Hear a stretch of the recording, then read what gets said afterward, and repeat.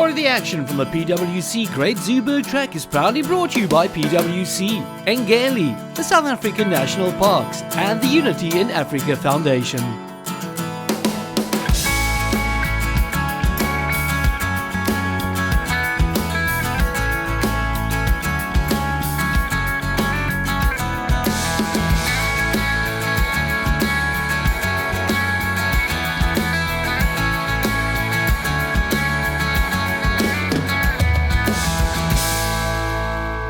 It's a hearty warm welcome to the heart of the Eastern Cape. We're in an area known as the Zooburg.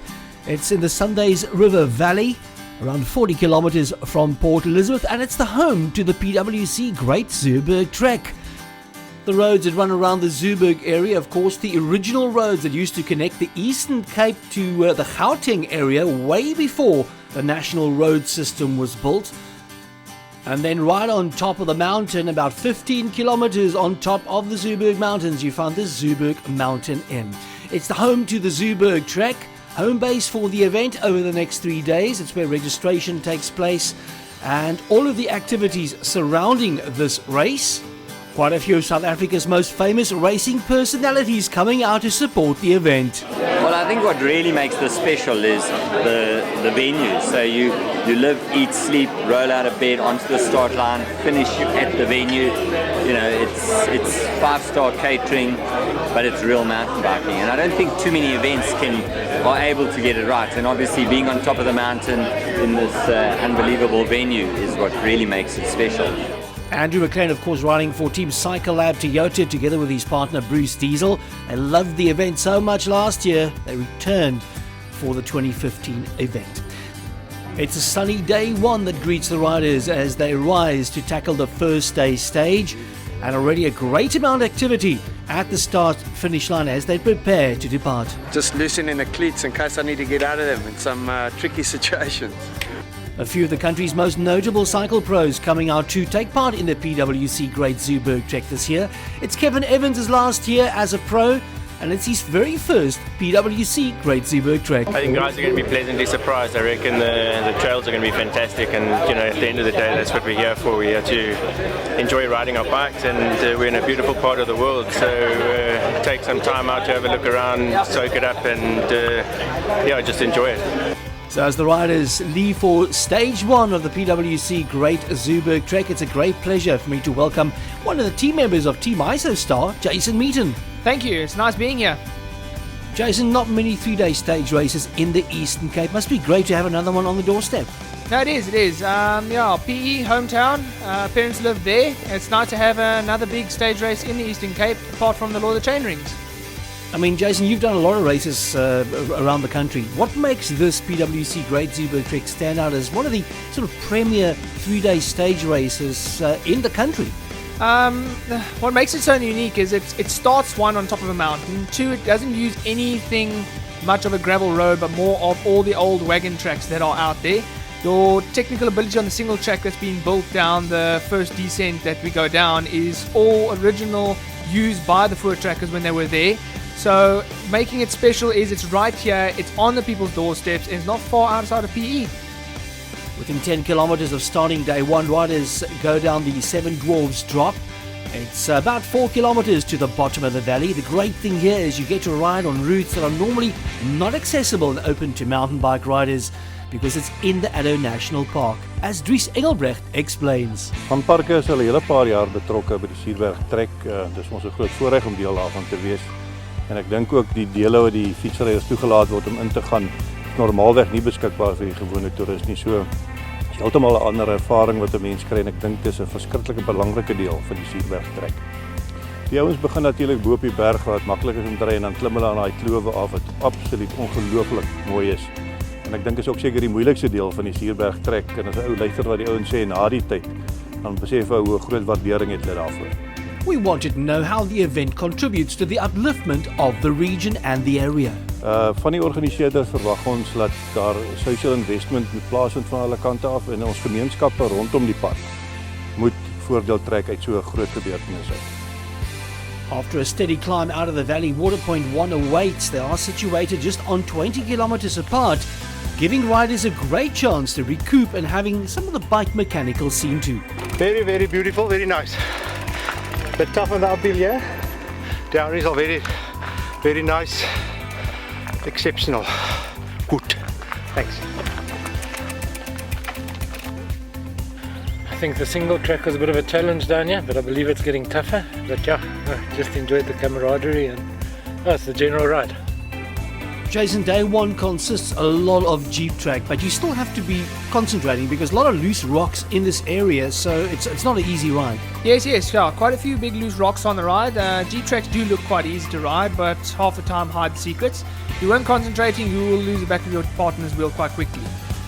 Just talking about the water points, I know you guys don't usually stop at the water points, but when you go through there, is it a bit of an upliftment going through a water point, having the guys cheer you on and kind of shouting you along the way? Yeah, it is. It's a nice to actually have a cheer on, especially on the side, especially when you're sitting in the herd box a bit on those flat roads and you get past the water point.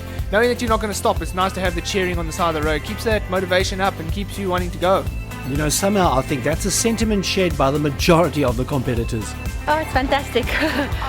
We're enjoying ourselves, taking it slow and enjoying the view, enjoying the nice food and the company. It's been absolutely brilliant. Single track's been fantastic. A bit scary in places when you got that big drop on the right hand side. But looking forward to getting to the end. Yeah.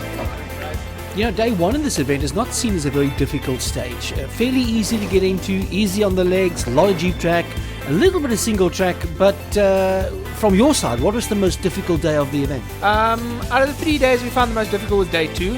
Day 1 was more of get your legs warm, get them going again. Lots of flat gravel roads, lots of Jeep track, not much single track, but enough to keep the excitement going. And day 3 was an absolute fun day of full-on cross-country, lots of single tracks, lots of climbs and lots of lacquer descents. You know, from day one could see that the competition was going to be really tough at the front of the pack. We had Kevin Evans and Peter Seifer, Team Volcon Biogen, Andrew Hill and Chris Voliter, last year's champions, Team TIB, and then, of course, yourself and Jurgens Ace and Team Autostar. You guys were competing for top honours here, but it was going to be a real tough battle. Yes, no, competition was tough, no doubt about that. I was in there for top 3 to anything from first to third. But we had to try our best to keep up with Kevin and them. Very, very strong team. We knew that was going to be a hard one to do, especially with the flat days and Kevin being so strong in the flats and his partner. And then TIB, they were strong in the beginning. They helped us quite a bit in the flat gravel roads. But with the age comes experience, comes the legs for the flat stuff. Heading into Haterdale Trails just before that long climb to the finish. Yes, something to refresh the legs a bit, something to take your mind off the long climb home. A little bit of the cross-country course from the previous year that they were using there, so some sweet single tracks, some nice tight berms here and there, and perfect water point to end it off so that you can get yourself refreshed before you hit the long climb home. It's just been beautiful. It's Eastern Cape is a special place. Not many people know about it, and I think there's only 1 or 2 races down here. They've got to have more. It's just all undulating, this beautiful bush. You don't see anywhere else in the country. That's fantastic. We want to say a special thank you to all of the volunteers at the water points, especially the youth from Unity in Africa for manning some of the water points. Oh, loving it, A little bit unfit, but otherwise having a great time.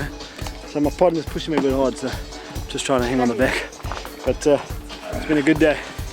Just getting ready for the last hill.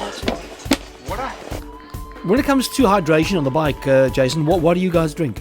Mainly what we drink is the endurance drinks that we would have on our bikes. So I'm sponsored by Isostar. We'll drink what we've got in our bottle from Isostar, which is an endurance drink. Full of electrolytes and hydration for the long events. And then we'll have sweets in our pockets just to keep us going while we're actually on the go. So things have kind of moved on from my days of racing on flat coke and bar ones, eh? Yes, no, they have definitely moved on from that.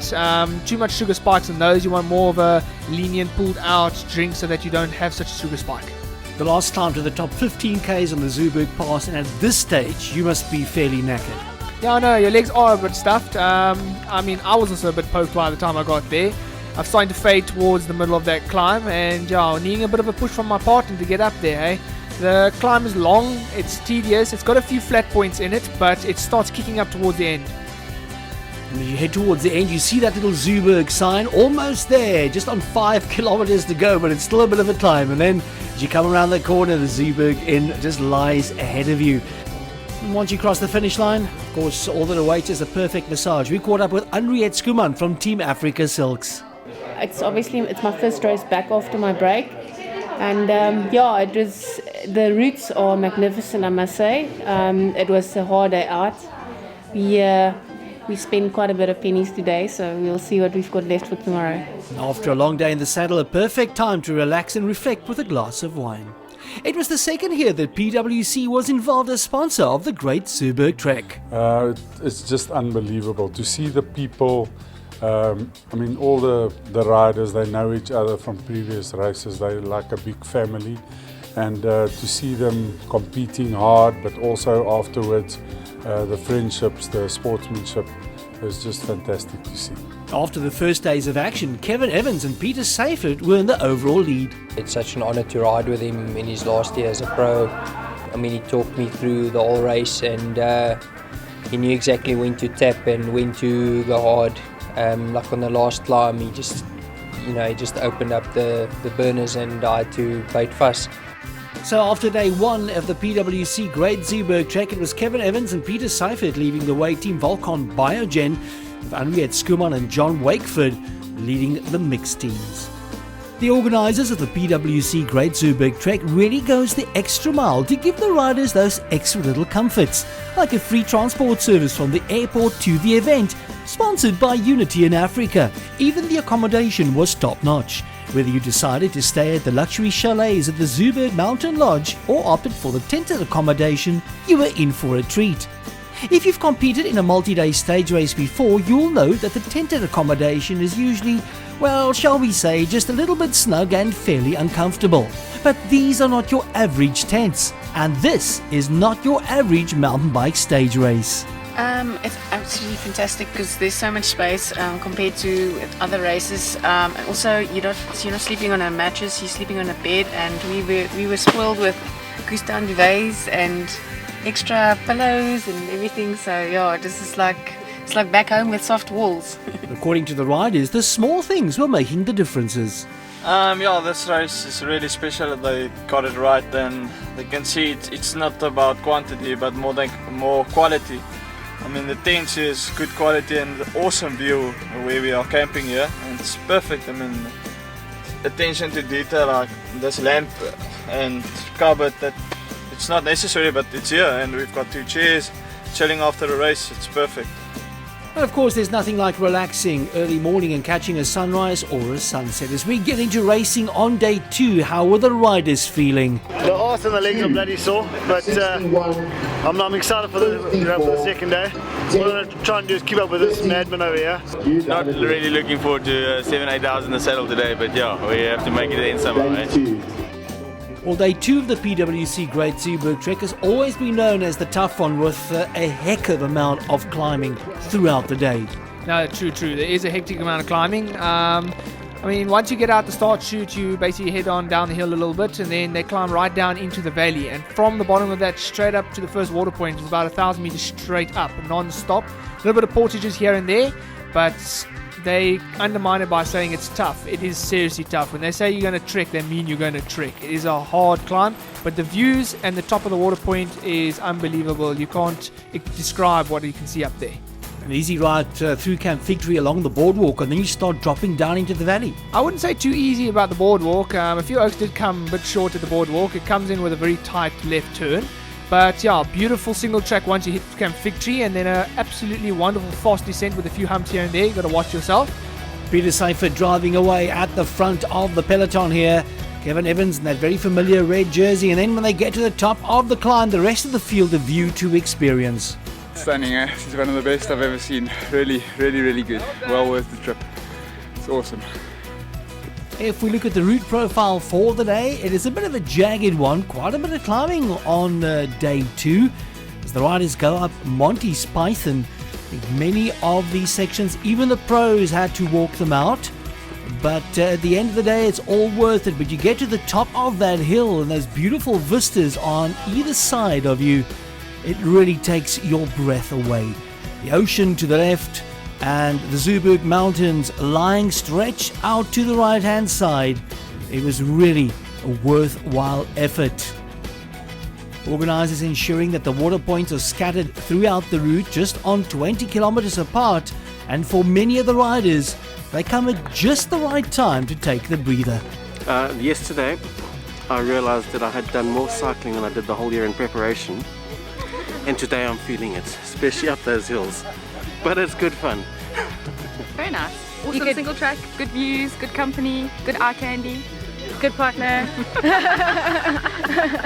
Lots of singing, lots of real estate. Just now. The PwC Great Zeeburg Trek has seen an increase of just on 50% in the entries for this year. We caught up with the leaders in the female category, Sunmarie Voith and Andrea Shirley, and asked them what they thought of the event. I think it's one of the biggest, really. It's fantastic how it's grown. This is the third year I've been privileged enough to have done each year of the Great Zeeburg Trek, and I must say I've seen it grow from something quite small to this, and this is really wonderful. And it's wonderful to see how many out-of-town riders there are from Cape Town, Johannesburg, and I can only see it growing. Some of the high-altitude jeep tracks pretty tough to get to, even with a motorbike. Luckily we had a Toyota Hilux to get us there. Jason, just want to ask you, these high altitudes, how does it affect your riding style? It does affect your riding ability. The higher you go, the less oxygen you get, and also you get fatigue as well on the way up, so because you're climbing so high. So yes, it does hamper your performance a bit, but not dramatically, because your body doesn't notice it instantly, but over a long duration time, yes, it would. After getting a few drinks and a few jelly beans and then heading down the next bit of single track, a fairly steep descent down past Water Point 2, but nothing much you can do when you lose your cleat and the bottom end of your shoe on the drop. Jason, as far as these single tracks, are they pretty well prepared? Yeah, I would say they're prepared quite well. It's not like Silent Sea where they actually sweep the course, but it's prepared in such a way that you can ride it without having to worry about hitting certain rocks or getting certain punches on the way. Watching you guys go by there, this is almost halfway through the race, or approaching the FM tower. At this stage, the body must be taking a real beating. It was a long haul all the way up to the FM tower, and we knew that Andrew McLean and them were behind us, and we were trying to just keep that gap at a good moderate pace and distance between us. A lot of the riders commenting on this part of the ride. It was just a flat for a long way on top of the mountain. Then you descend before you get to the next water point, just on 20 k's to go. And then the PwC water point was right there before you hit the next climb. It looks like the climbs just didn't stop. It's easy. Today's easy. Yeah, but compared to hell. At this stage of the race, just on 20 kilometers to go to the finish, it's still quite a bit of single track remaining, but it must be one of the most beautiful parts of the ride. Yes, I would say one of the most beautiful parts of the ride. At this stage, your body's tired. I think all the guys, even the top guys in the front, stopped as well. And the single track off the other side of the mountain, beautifully manicured as well. A little bit of a rocky here and there, and wonderful sign marks to stop you from falling off the edge, because there were some tricky moments. But beautiful places that you would wish to actually go and ride again when you go on holiday or something like that. If you look at a long day stage like this with the hectic climbs, how do you tackle the day stage? How do you break it down? Mentally we would probably break it down using the water points to break it down, because they're set in such routine places. So you'd break it down by each water point. You get to that one, then you can mentally prepare yourself for the next section. If you had to think about the whole race in one go, you wouldn't make it. It's too long, it's too hard, it's too much climbing involved. So you would want to break it down to each water point 1, and then you get from there, there's this much climbing for the next one, and from there onwards. The last bit of climbing now until we get to the finish line, just on 10 kilometers away, and at the finish it would be Andrew Hill and Chris Voliter that would win a sprint finish over Kevin Evans and Peter Seifert. Great finish by them in the end. But when you get to the finish line, I think there's nothing like a Sterry Stumpy to just refresh you, and they've never tasted that good. Oh yeah, no, we had about 3 Sterry Stumpies actually at the end there. Body needed that. It was absolutely relief once you had that cold Sterry Stumpy. And also it's good for recovery. Straight away chocolate cocoa into your system, and back onto the bike the next morning. As the riders were taking in some nutrition and getting their bodies repaired, the bikes were getting washed down. Big thanks to Cycle Pro and the mechanics for the attention to detail on the day. Let's recap then those finishing positions after day 2. Great win for Andrew Hill and Chris Voliter, taking Kevin Evans and Peter Seifert to a sprint finish. For the ladies, it was Andrea Shirley and Sunmarie Voith, Merrill Team Ladies, taking the win on the day. On to the final stage, day 3 it is. It's going to be a fairly easy day in the saddle. Well, easy for some, as Kevin Evans gives us a rundown. Yeah, I suppose everyone's in the same boat, a little bit worse for wear after yesterday's stage, and yeah. But having said that, this PwC Zeeburg Trek's been a fantastic experience. Day 3 is going to be short, fast, and lots of single track. So as we go into day 3, Jason, just a quick question on the technical setup of the bike. Multi-day stage race, do you adjust the technical settings on your bike, for each day as you look at the route that lies ahead on the day? You would change on a daily basis, seeing that the new gear ratios these days are 1x10s and 1x11s. We're not on our standard old 3x9 systems where you could ride everything with them. So yeah, you would change it per day. If there was a bit more climbing, you'd run a lower chainring in the front, and if you're running a flatter day, you run a bigger chainring in the front. On day 1, the riders loop around the hotel, then come back through the hotel area, and then they start dropping down into the single track for that long descent till before you get to Holgat. How did you find that Holgat drop? Very technical, to be honest with you. Holgat hasn't got the name for that for no reason. I mean, you basically hit the downhill and it disappears from underneath your tires. You've got to really watch what you're doing. Very washed out sections down there, so you had to really concentrate. If you didn't, you were going to see your cut as well. But beautiful ride down the bottom, and once you got to the bottom, beautiful single flowing track down there. This event looks fairly tough. I mean, is this the type of event that a rider with average fitness ability can do? Or do you need to be a super fit, strong athlete to be able to do this one? No, I wouldn't think you need to be spot on, absolutely fit to be able to do this. If you've got a fair amount of fitness and you've done a few days in a row of riding, like Saturday or Sunday in a go, you could do this. It isn't for the faint-hearted, to be honest with you. It is really tough and hard to actually do. But if you want to go and enjoy absolute sweet single track in your hometown or in the backyard, I would definitely think to go and put it on your bucket list. Now, looking at the conditions and the event itself in general, what was it that you took out of the event that you really enjoyed, that you kind of thought, this made it special? The terrain and the atmosphere. I mean, to go and do a stage race that was 3 days, to actually go and ride single track like that was handed to you on a plate, marked like that, and had to go back and have the absolute luxury of sitting down and not having to lift a finger, and then eating wonderful meals in the evening, and then getting up the next morning and going to have a beautiful breakfast and getting on your bike again. Who could ask for anything more? Something I have to ask you, we saw a lot of punctures on the weekend. What sort of tyres would you select for this type of terrain, tubeless? Okay, personally I ride with a tubeless system, seeing it's a better system actually to ride with. The modern day tubeless system is quite good. But standardly guys are riding with tubes and slime inside their tubes. Your tubeless tires are a little bit better. You can get better rolling resistance off them. You can run them at lower pressure, so your cornering ability and your traction is actually better on the tire.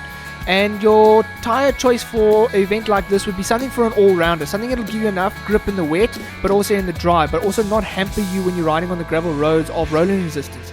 So running tubeless is sometimes a better option because you can run a bit of a heavier tire softer, so you get a bit of a plusher ride.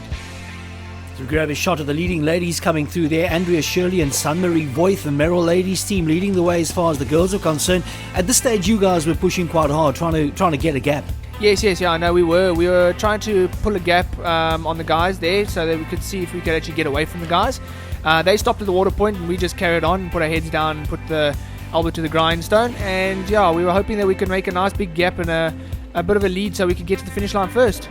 With Kevin Evans and Peter Seifert still in that leading bunch, there was no chance of that. They managed to pull it together just before the start of the Zeeburg climb. It's the second year for PwC as sponsor of the event, and they were fairly impressed with the turnout. The second year around, and we've seen the interest and the growth, and a 50% increase from the prior year.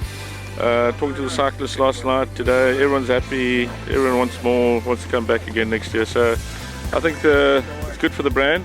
And we're getting what we paid for. Ja, dat is baie lekker. Single track was fantasties. Lekker vinnig op 'n kol. Maar as jy nie genoeg geoefen het, dan bly dit maar 'n probleem. At this stage, just on 15 kilometers to go to the top of the climb of the Zeeburg Mountain Inn, and that's where the finish was, and the pace was picking up. Yeah, no, we were pushing the pace quite hard. We got caught just at the bottom of the climb by Kevin and his partner, and then TRB as well. And as soon as the gradient started kicking up, Kevin started kicking down a gear and started getting it going. And yeah, we basically just hung on for as long as we could before they pulled away from us. At the finish line, it was going to be a sprint for the finish, though. Looks like Evans and Seifert just managed to pull it away from Hill and Voliter. Yeah, it was a fantastic 3 days. You know, they haven't raced alongside Piet. I have raced against them for many years, and I suppose we get on really well, and we've got a good friendship. Even though it doesn't look like it, I had some pressure. You know, I didn't want to disappoint him, and it's always nice to win a race with a legend. Cycle Lab's Andrew McLean has done a lot of events around the country. We wanted to know what made this one stand out. Well, I think it's one of the best I've done. It's niched event. You know, if you don't want to be with thousands of cyclists in little small tents, and you want to be pampered, and you want some real tough mountain biking, then I think this is ideal. Day 2 is a proper day of mountain biking, and the vistas from the top are just absolutely unbelievable. Let's recap those overall finishing positions then. Kevin Evans and Peter Seifert, Volcom Biogen grabbing the win in the elite category, with Andrea Shirley and Sunmarie Voigt claiming it for the girls, while Henriette Skuman and John Wakeford doing it for the mixed teams. All of the different category winners receiving prize money, a trophy, some champagne and a time out voucher at the prize giving. That concludes our coverage of the PwC Great Zooburg Trek 2015. We hope to catch you at the event in 2016. We'll see you there. All of the action of the PwC Great Zooburg Trek was proudly brought to you by Ngeli, South African National Parks Board, and Unity in Africa Foundation.